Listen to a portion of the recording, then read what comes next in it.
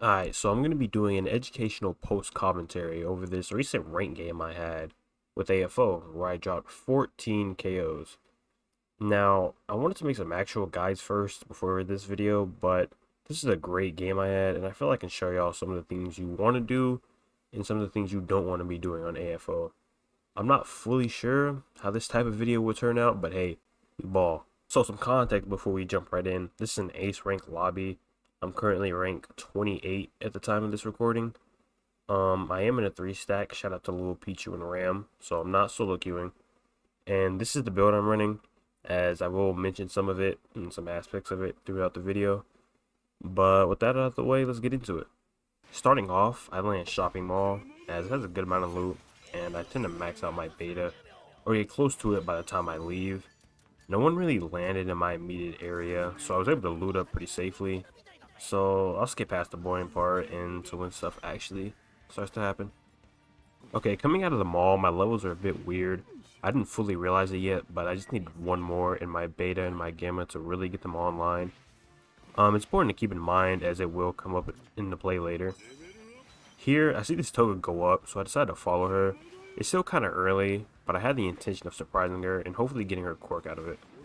I go for the beta melee alpha combo here to proc my sisterly disposition for the defense, as a Rapatoga can really punish AFO with her alphas since he's so large. She's really not going to miss them.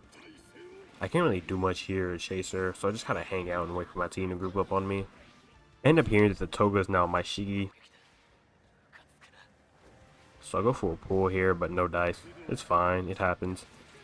Start to poke at her a bit. Try to go for a beta through the ramp, no luck. I didn't want to overextend here because I don't know where her team is, so I try to play safe. And oh, what do you know, her team is right there. You know, if you overextend too much, you go right into her team, and then you can easily get cooked that way.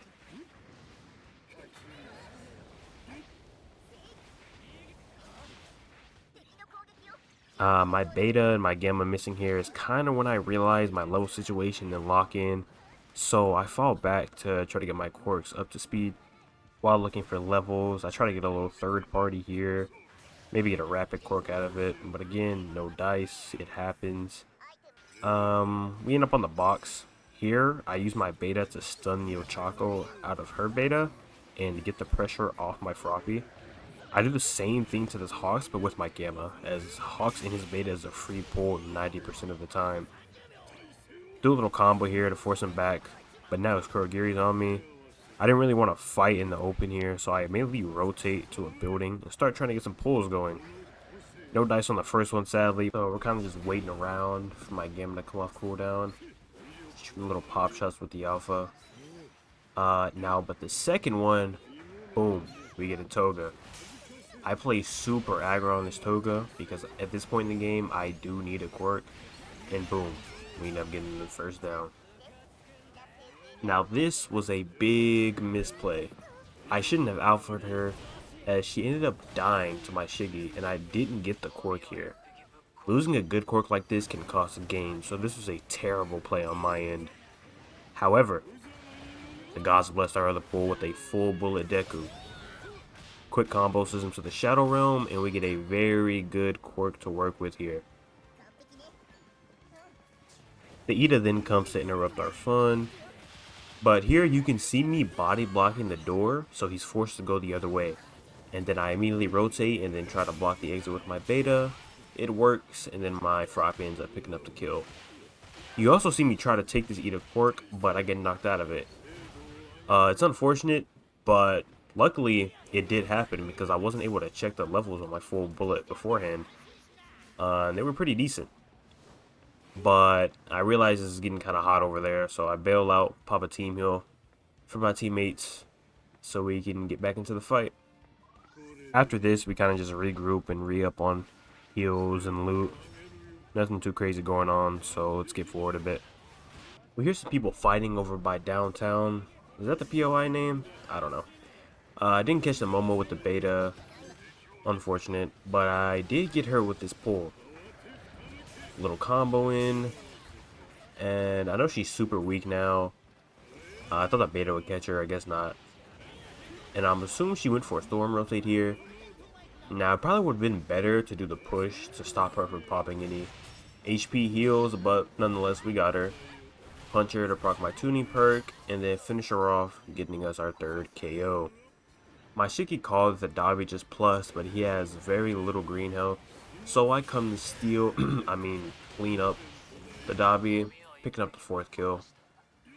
Go up to the top of the bridge, go for a little ambitious pull here, nothing crazy, didn't get anybody. Get the height, look for any type of fight going on. I accidentally fall off here, which is not what I wanted to do. So hurry up and reposition into the building, back to where you want to be. Get a pull in, and with the help of my Froppy, this Ibarra gets deleted from the game. After that, this Dabi pulls off one of the most skillful things I've ever seen. All he did was press R1, deleted all my shield. Absolutely phenomenal gameplay. Get a big pull here, grabbing the Dabi and Aizawa, hitting a pretty crazy combo on that Aizawa, picking up both of those kills and sending that entire team back to the lobby. After that, we reset a bit, heal up, come outside, throw some pop shots at that Kendo. Now don't do this, this is a terrible pull. However, I'm gonna pause it right here. Notice how I fall backwards while I'm charging my alpha to get behind this pillar. Even though that was a bad pull, I still used my cover to prevent myself from getting shot at while I'm doing my combos. And notice how the moment I peek out, I get beamed for all of my shield. That's the importance of playing cover and not telegraphing your pulls. Another thing I want to draw your attention to, right here. What did I do? I waited. I pulled them in with the Gamma, and then I let myself fall a bit before I stunned them with my beta. Why? Because I wanted to get out of the line of sight of the two other people on the bridge. There is a Kurogiri there and an Ida there, from one I saw and the other one I heard. This is the same principle as what I just did by the pillar, playing cover so you don't get beamed while using your Quirks. This is something that so many AFO players get wrong, which is why they feel they just get melted and deleted whenever they try to do anything. Now it's starting to get pretty hectic, so I use full bullet to escape and try to heal up. Just try to get some damage on this Muriel. Head up top. Now I catch Toga healing. She was one shot. That's really unlucky. Get the quick kill on her. And now we're up to 7 KOs. Little AFO v Muriel duel. He's playing this really well, honestly. Managed to dodge everything I threw at him. But he gets a little too greedy for his teammates' cards and holds a full bullet beta to the face. A 4-shot is plus, but the Hawk just decides to beam me in my back. I honestly didn't think I'd get anybody with that pull. It's kind of a weird one, but sometimes you gotta be unpredictable to be successful, you know? Get a little heal going.